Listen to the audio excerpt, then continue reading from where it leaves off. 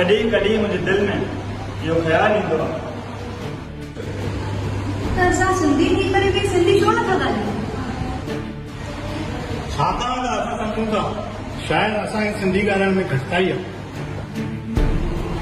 छाकाणि त असां सम्झूं था त अंग्रेज़ी ॻाल्हाइण में असांजो रुतबो वधी वञे थो। ऐं जेसिताईं अंग्रेज़ी नथी अचे तेसिताईं हिंदीअ में कटर कटर था कयूं।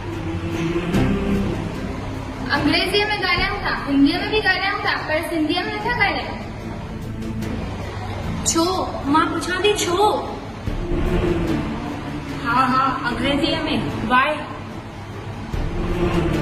हाँ, मां हिंदीअ में थी पुछां क्यों क्यों क्यों? कॾहिं कॾहिं मुंहिंजे दिलि में ख़्यालु ईंदो आहे त अंग्रेजी बि करियर लाइ तमामु ज़रूरी आहे। सब था समझनि, महाराष्ट्रन, गुजराती, पंजाबी, मद्रासी सब था समझनि। हाँ, सभिनी जातियुनि जा माण्हू सम्झनि था, सभु था सम्झनि। पर ॿियनि जातियुनि जा माण्हू पंहिंजी मातृभाषा खे घटि नथा सम्झनि।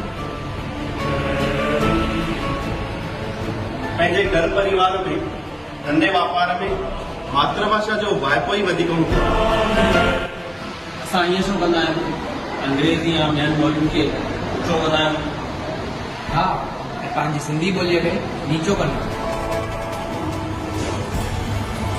हाँ, छो कंदा आहियूं असां ईअं? असांखे कंहिं चयो आहे छा ईअं करण लाइ? हाँ, छो कंदा आहियूं असां ईअं? कोई जोर जबरदस्ती थो करे असां सां? जोर जबरदस्ती? मेरे आंगन में तुम्हारा क्या काम है? असां सां भला केरु कंदो जबरदस्ती? असांखे केरु चवंदो कि असां सिंधीअ में न ॻाल्हायूं? कॾहिं कॾहिं मुंहिंजे दिलि में ख़्यालु ईंदो आहे त पंहिंजी सिंधी ॿोलीअ जी घटिताई जो ज़िमेदार असां पाण ई आहियूं। अचो न पंहिंजे हिन धंधे खे सुधारियूं। अचो त पंहिंजी ॿोलीअ खे पंहिंजे माउ वारो मान ॾियो।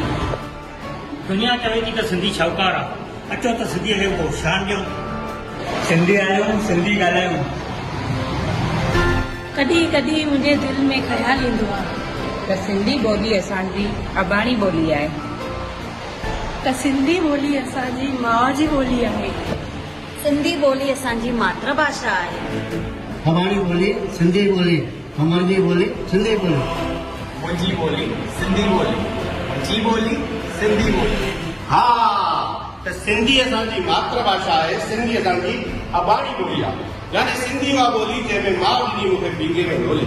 असां चऊं था सिंधी असांजी मातृभाषा, असांजी अबाणी ॿोली, पर असां इहे बि त चऊं त सिंधी असांजी पंहिंजी ॿोली आहे। मुंहिंजी ॿोली सिंधी ॿोली, मुंहिंजी ॿोली सिंधी ॿोली, मुंहिंजी ॿोली सिंधी ॿोली, मुंहिंजी ॿोली सिंधी ॿोली।